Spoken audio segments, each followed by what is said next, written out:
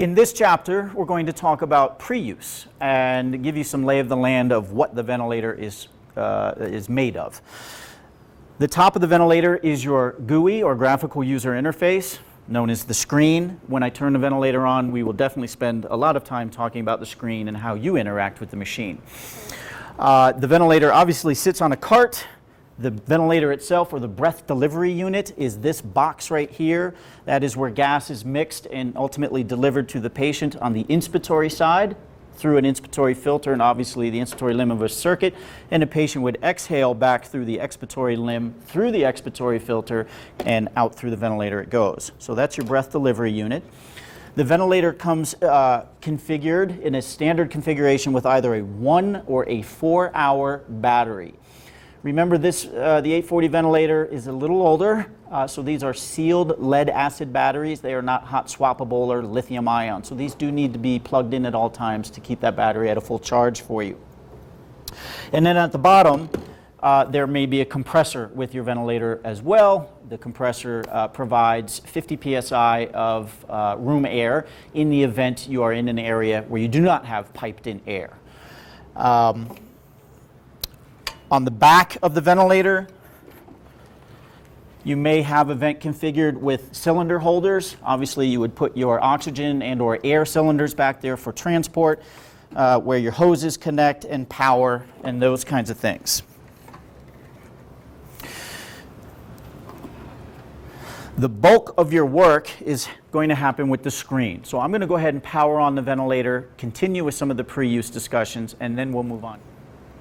So let's continue with the GUI. The screen, it does move. It rotates 270 degrees, not quite all the way around, but it obviously moves. It tilts upwards or downwards to eliminate any screen glare, or for taller folks and shorter folks. The GUI also can be removed from the cart. We do have a SKU number, a part for a longer communication cable, so that you could operate this ventilator, say, outside of an isolation room or at a distance. Very simply reconnects back to the cart, like so. The ventilator also has, or excuse me, the screen also has some hard keys, what we call bezel keys, right here along the bottom. I'll talk about those in a little bit more detail when I get the ventilator turned on and go over that. The ventilator has an excellent filtration system. We utilize a NIOSH N100 efficiency rating heated integrated expiratory filtration system. That was a mouthful. What I'm telling you is the expiratory filter has to be used with this ventilator, meaning integrated. There's nowhere to put the tubing if you don't have a filter, so you have to use it. And I think you'll want to use it when you realize what N100 efficiency rating means. So N95 efficiency rating is kind of a standard in mechanical ventilation, as well as the filters, the masks we wear for, say, isolation rooms and such. N95 efficiency rating means for every 10,000 pathogens that hit that mask you're wearing, at the most penetrating particle size, which has been established as 0.3 microns, an N95 will allow 500 of those 10,000 pathogens to pass through that medium. Our filter is an N100 rated filter. Bigger number, better efficiency rating. An N100 rated filter means for the same 10,000 pathogens that the patient would exhale back to your ventilator, only three particles would escape this medium. So you have superior filtration in using a Puritan Bennett filter. There is a heating element inside the ventilator that actively heats this filter. That means any active humidification you're using, or say nebulizer particulates, things like that that can get into the circuit, they don't condense or rain out up here in the medium. They actually would rain out where gravity would take that water down at the bottom. So your filter medium, the important part of the filter, is not going to get occluded anytime soon. So much so that our IFU says you can use this filter for as long as 15 continuous days.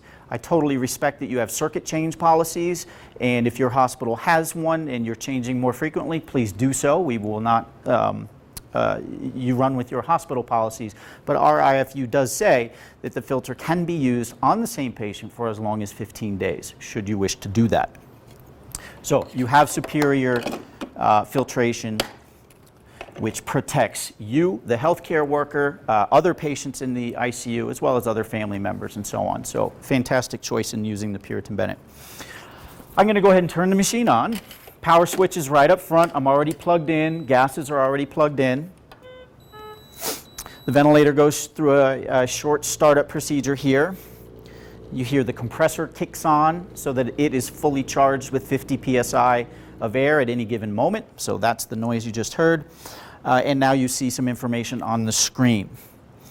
One last note on the ventilator itself from a macro perspective.